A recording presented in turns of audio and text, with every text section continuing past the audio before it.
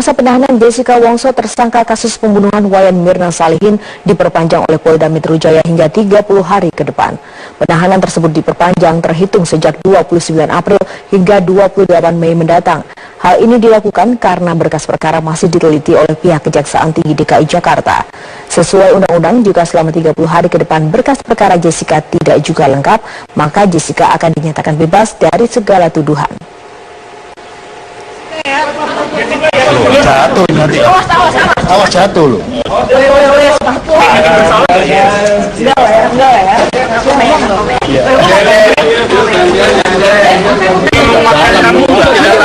Kasus ini pacar kamu gitu memberi dukungan atau orang tua? Pemirsa, pengampunan pajak jika tidak ditangani dengan baik bisa menjadi bumerang untuk Indonesia.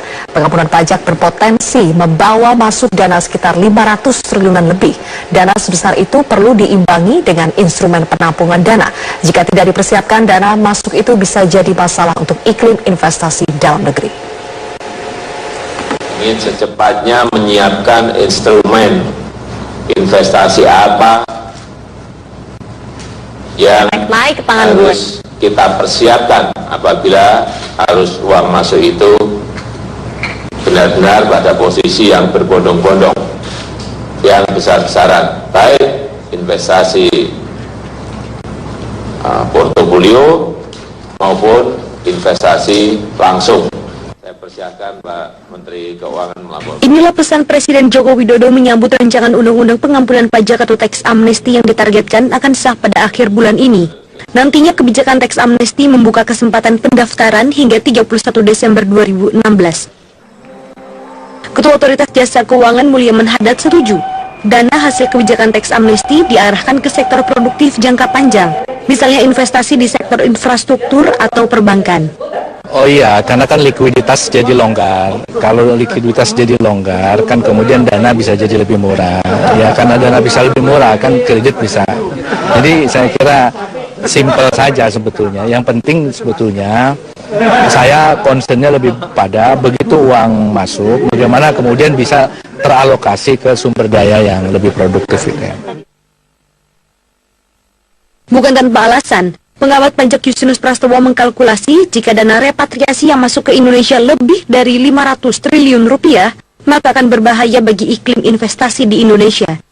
Kalau kita tiba-tiba kebanjiran likuiditas, itu juga nggak baik bagi perekonomian kita. Apalagi devisa kita kan hanya 110 miliar, itu hanya sekitar 1.200 triliun. Kalau sampai 2 kali devisa, tiba-tiba rupiah akan menguat 2 kali ekspor kita. Yang akan bahaya adalah ekspor kita. Di sisi lain, ekonom dari Indef, Eni Sri Hartate mengungkap, pemerintah perlu meningkatkan iklim investasi dan kualitas sumber daya manusia yang lebih kondusif, agar konglomerat berminat mengendapkan dana repatriasi di dalam negeri. Pendaftar teks amnesti pun harus digiring agar menjadi wajib pajak yang taat. Hanya sekedar pengampunan, tetapi iklim usaha tidak kondusif, ya, dan termasuk nanti berdampak kepada terendusnya berbagai bisnis mereka. Tentu kan ini juga ada perhitungan kalkulasi mereka ke depan, bahwa di tahun-tahun ke depan mereka tidak bisa lagi melakukan praktek-praktek penyimpangan terhadap kewajiban pajak gitu. Sementara itu, pemerintah mengungkap salah satu elemen penting dalam keberhasilan program pengampunan pajak ialah kepastian hukum dan kerahasiaan nama bagi pendaftar teks amnesti. Maka akan ada tim gabungan yang memudahkan kepulangan dana WNI di luar negeri ke tanah air. Tim di bawah koordinasi Kementerian Keuangan, khususnya Ditjen Pajak ini, terdiri atas Kapolri, PPATK, BI, Menkumham, dan Kemenlu. Dari Jakarta, Tim Liputan Metro TV. Pemirsa, pengampunan pajak jika tidak ditangani dengan baik bisa menjadi bumerang untuk Indonesia. Pengampunan pajak berpotensi membawa masuk dana sekitar 500 triliunan lebih. Dana sebesar itu perlu diimbangi dengan instrumen penampungan dana. Jika tidak dipersiapkan, dana masuk itu bisa jadi masalah untuk iklim investasi dalam negeri. Ingin secepatnya menyiapkan instrumen investasi apa yang naik ke tangan harus kita persiapkan apabila arus uang masuk itu benar-benar pada posisi yang berbondong-bondong, yang besar-besaran, baik investasi portofolio maupun investasi langsung. Saya persilakan Pak Menteri Keuangan melaporkan. Inilah pesan Presiden Joko Widodo menyambut rancangan undang-undang pengampunan pajak atau teks amnesti yang ditargetkan akan sah pada akhir bulan ini. Nantinya kebijakan teks amnesti membuka kesempatan pendaftaran hingga 31 Desember 2016. Ketua Otoritas Jasa Keuangan Mulyaman Haddad setuju. Dana hasil kebijakan teks amnesti diarahkan ke sektor produktif jangka panjang, misalnya investasi di sektor infrastruktur atau perbankan. Oh iya, karena kan likuiditas jadi longgar. Kalau likuiditas jadi longgar, kan kemudian dana bisa jadi lebih murah. Ya, karena dana bisa lebih murah, kan kredit bisa. Jadi saya kira simpel saja sebetulnya. Yang penting sebetulnya saya concernnya lebih pada begitu uang masuk, bagaimana kemudian bisa teralokasi ke sumber daya yang lebih produktif itu ya.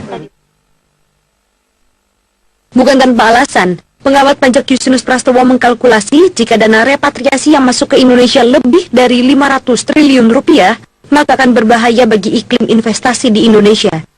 Kalau kita tiba-tiba kebanjiran likuiditas, itu juga nggak baik bagi perekonomian kita.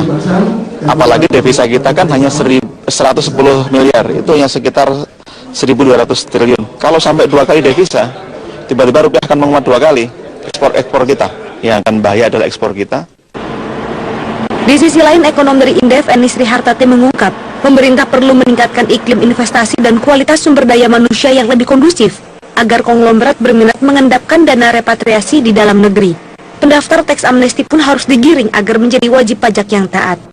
Hanya sekedar pengampunan, tetapi iklim usaha tidak kondusif ya, dan termasuk nanti berdampak kepada terendusnya berbagai bisnis mereka. Tentu kan ini juga ada perhitungan kalkulasi mereka ke depan, bahwa di tahun-tahun ke depan mereka tidak bisa lagi melakukan praktek-praktek penyimpangan terhadap kewajiban pajak gitu.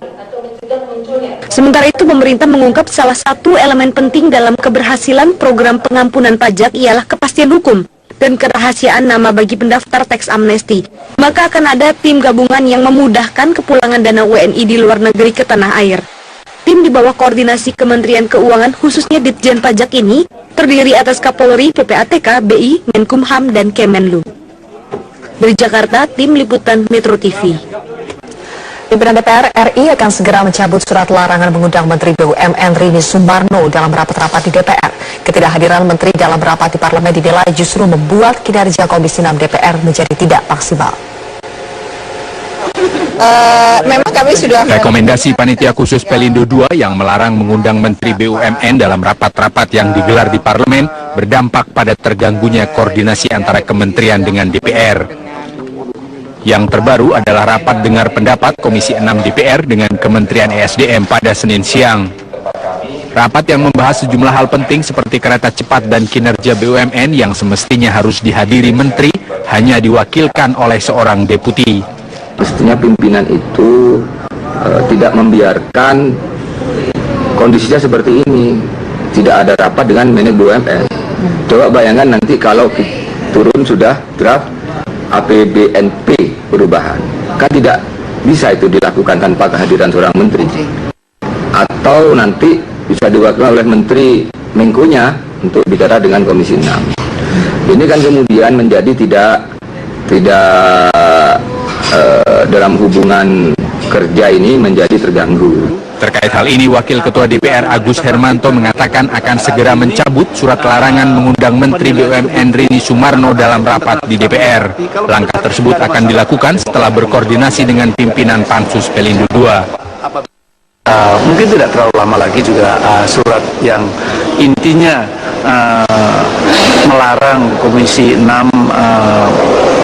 melaksanakan pengawasan dengan Menteri BUMN itu barangkali ini akan diselesaikan, tentunya dengan didahului dengan, karena waktu itu referensinya dari Pansus Pelindo II, sehingga kita ingin membicarakan lebih detail dengan Pansus Pelindo II. Sebelumnya DPR melalui rapat paripurna pada Desember lalu menyatakan menyetujui rekomendasi Panitia Khusus atau Pansus Pelindo II. Pansus Pelindo dalam rekomendasinya meminta Presiden memecat Menteri BUMN Rini Sumarno karena disebut melanggar konstitusi dan perundang-undangan dalam kasus Pelindo II. Rekomendasi ini kemudian ditindaklanjuti oleh pimpinan DPR yang ditandatangani oleh Wakil Ketua DPR Fadlizon yang melarang mengundang Menteri Rini Sumarno dalam rapat-rapat di DPR. Tim Liputan Metro TV. Pelabuhan Indonesia.